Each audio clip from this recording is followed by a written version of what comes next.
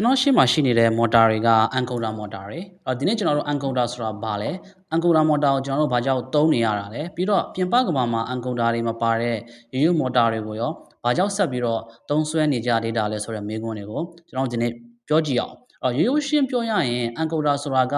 motor ရဲ့တကယ်လည်ပတ်မှု position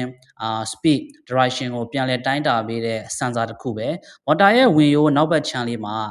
disc လေးတစ်ခုတက်ဆင်လာတယ်အဲ့ဒီ motor ကလေပတ်သွားတဲ့အခါမှာဒီ optical အလင်းဒါမှမဟုတ်ရင်ဒီ magnetic တန်လိုက်နီးလန်းနဲ့ကျွန်တော်တို့ digital pulse signal လေးတွေကိုသူကထုတ်ပေးတယ်ဒီနေရာလေးကနေအဲ့ဒီ pulse အရေးအတွက်ကိုဒီ microcontroller ကရေတွက်ပြီးတော့ဒီ motor ကဘလောက်အမြန်နှုန်းနဲ့လဲနေလဲဘယ်နှပတ်လဲနေလဲသို့မဟုတ်ဘလောက် degree ရောက်နေပြီလဲဆိုတာကိုသူက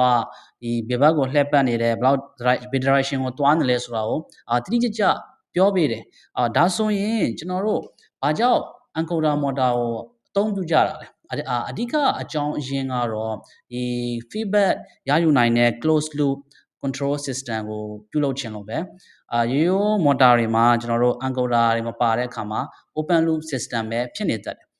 ဆိုလိုတာကကျွန်တော်တို့ဒီ voltage တစ်ခုပေးလိုက်ရင် motor ကလဲသွားတယ်ဒါပေမဲ့လမ်းမှာဒီ load တစ်ခုတက်လာလို့ရှိရင်စက်ကအရှိန်ထိုးကျသွားတယ်load နည်းလို့ရှိရင်စက်ကဒီ motor ပြန်မြန်သွားတယ်controller ဘက်က motor တကယ်ဘလောက်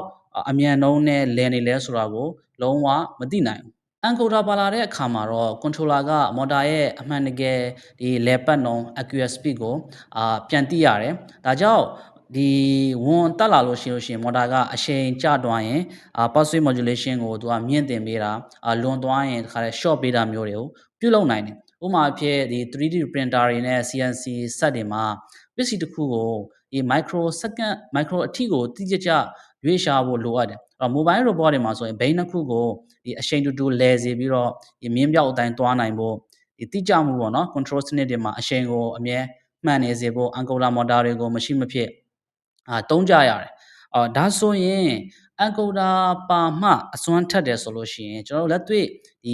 ကမ္ဘာမှာကျွန်တော်ပတ်ဝန်းကျင်မှာဒီ encoder မပါတဲ့ရိုးရိုး motor တွေကိုလည်းကျွန်တော်သုံးနေကြတာကိုခင်ဗျားတို့တွေ့ရလိမ့်မယ်ဥပမာပြ fan တို့နောက်ရေစက်တို့ရေတင်တဲ့စက်တို့မှာ encoder တွေမပါဘဲနဲ့ရိုးရိုး motor တွေဘာလို့သုံးနေကြလဲဆိုတော့အဓိကအကြောင်းရင်းကသူက၃ချက်ရှိတယ်ဥပမာပြကုန်ကျစရိတ်များတယ်encoder တစ်ခုပါလာရင် motor ရဲ့ဈေးနှုန်းကအဆမတန်မြင့်သွားတယ်ခလေးကစားစရာကားတွေအိမ်မှာသုံးတဲ့ပန်ကာတွေနောက်ရေမော်တာတွေနဲ့ဒီ motor ဒီဘယ်နှပတ်လဲတာဆိုတာကိုတိတိကျကျသိစရာမလိုဘူးသူကလဲနေရပြီဒါကြောင့်ကုန်ကျစရိတ်တက်တာဖို့ရိုးရိုး motor တွေကိုပဲကျွန်တော်အသုံးပြုကြတယ်နောက်တစ်ခုကတော့စနစ်ကရှုပ်ထွေးတယ်ဗျာ encoder ပါလို့ရှိရင်ဒီ signal line တွေA phase တို့ B phase တို့နောက် ground ပိုင်းအနေနဲ့အများကြီးတာမန်ရိုး motor တွေထက်ကိုပိုပြီးတော့ရှုပ်ထွေးတယ် micro controller ဘက်ကလည်းတက်လာတဲ့ parts တွေကိုကောင်းလို့ဖို့ပြောရင်တီးတန့်ဒီ interrupt pin တွေ timer code တွေကိုသူကရေးပေးရတယ်ရိုးရိုး application တွေအတွက်ဒါတွေကရှုပ်ထွေးမှုကိုပို့ပြီးတော့ဖြစ်စေနိုင်တယ်နောက်တစ်ချက်ကတော့ဒီကြန့်ခိုင်မှုပိုင်းပေါ့နော် robustness ပေါ့ကျွန်တော်တို့ဒီ encoder motor တွေကစင်ဆာလေးတွေပါတယ်အဲ့ဒီစင်ဆာလေးတွေကသေးလေးတွေနဲ့တော်တော်လေးကိုနုနုညံ့ညံ့ရှိတယ်ပေါ့နော်ဥပမာဖုန်းတွေအများကြီးတက်လာတဲ့အခါမျိုးတွေနောက်အပူချိန်အဆမတန်မြင့်မားလာတဲ့အခါမျိုးတွေမှာမဟုတ်လို့ရှိရင်ပြင်းထန်တဲ့ဒီvibrate ဖြစ်တာမျိုးတွေအခါကြလို့ရှိရင် encoder တွေကပျက်စီးသွားတတ်တာတွေအလုံးမလုံးတာတွေကြုံရနိုင်တယ်အဲကြောင့်ကျွန်တော်တို့အကျန်းခံတဲ့ရိုးရိုး AC DC motor တွေကတော့ဒီကျွန်တော်တို့ပတ်ဝန်းကျင်မှာတော်တော်လေးကိုအသုံးပြုရလွယ်တယ်အကျန်းခံတယ်အပူခံတယ်နိဂုံချုပ်ပြောရရင်တော့ encoder motor ဆိုတာကဒီ motor ရဲ့မျက်စိနဲ့နားလိုမျိုးပဲencoder မပါရင် motor ကမျက်စိမှိတ်ပြီးတော့လဲနေရတယ်လို့ပဲencoder ပါလာရင်တော့ဘယ်ကိုရောက်နေပြီလဲဘယ်လောက် speed နဲ့သွားချင်လဲဘယ် direction ကိုသွားချင်လဲဆိုတာကိုတိတိကျကျသိတဲ့အတွက်ကြောင့်ကျွန်တော်တို့ပို့ပြီးတော့ control လုပ်ရတာပို့ပြီးတော့လွယ်ကူတယ်